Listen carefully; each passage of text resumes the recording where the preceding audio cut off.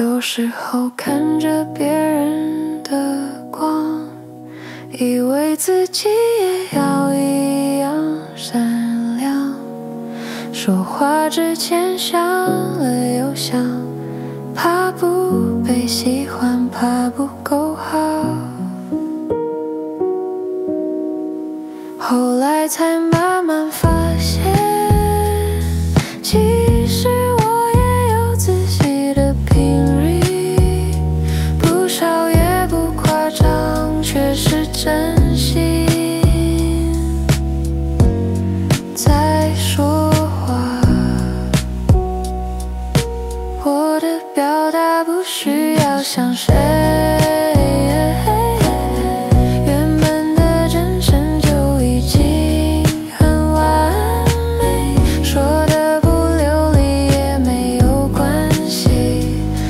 是从心里说出来的声音，每一句都